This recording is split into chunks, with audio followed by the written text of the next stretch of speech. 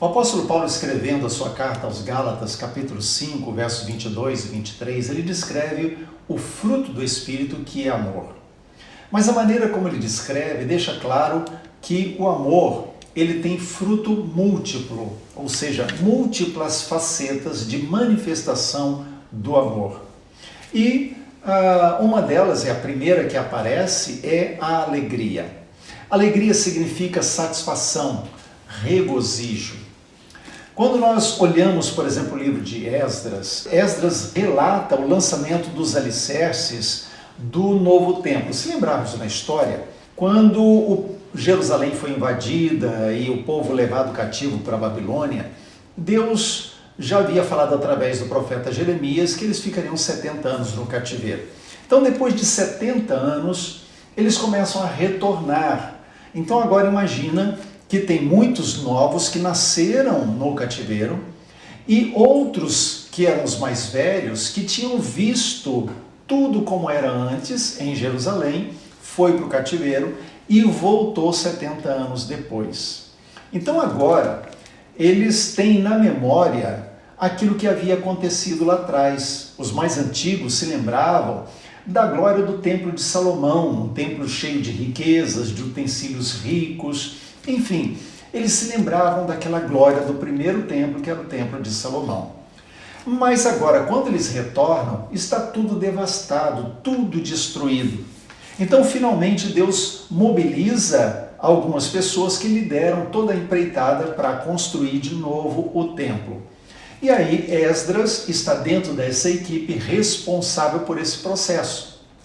Se olharmos em Esdras capítulo 3, os versos 12 e 13, nos fala da alegria que o povo sentiu quando eles lançaram os alicerces da construção do templo, o segundo templo, que era muito mais humilde, mas era a alegria de saber que eles poderiam novamente ter o lugar de culto restaurado. Então, Esdras capítulo 3, os versos 12 e 13, nós lemos assim: porém muitos dos sacerdotes e levitas e cabeças de famílias já idosos que viram a primeira casa choraram em alta voz quando à sua vista foram lançados os alicerces desta casa.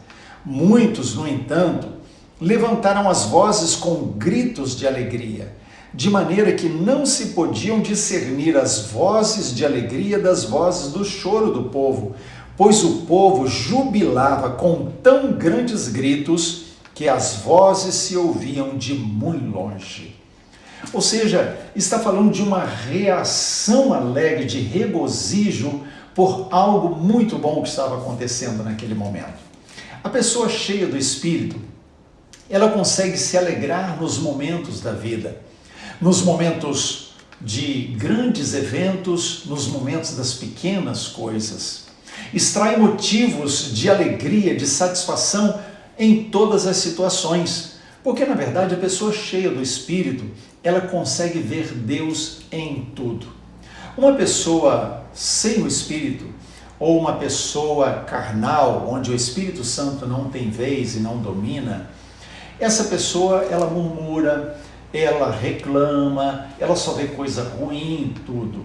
Mas a pessoa cheia do Espírito, ela dá graças em tudo. Ela não murmura, mas ela se alegra diante de Deus porque ela sabe que a mão de Deus está com ela. Ela é capaz de reagir na confiança de que mesmo nos momentos difíceis, Deus está presente. Por isso que Paulo, escrevendo a sua primeira carta aos Tessalonicenses, capítulo 5, ele diz: em tudo dai graças. Ou seja, ele não está dizendo assim, dai graças por tudo. Você não vai dar graças porque está enfermo, você não vai dar graça porque bateu o carro, porque alguém assaltou a sua casa, você não vai dar graças porque está passando uma luta no emprego, enfim, você não vai dar graças por, você vai dar graças em, no meio da situação, você dá graças a Deus. Por quê? Porque você é capaz de ver Deus mesmo nos momentos difíceis. E quem age assim, vê motivo de regozijo em todas as situações, sejam elas boas ou aparentemente ruins. Mas se Deus está presente, nos alegremos, porque vale a pena.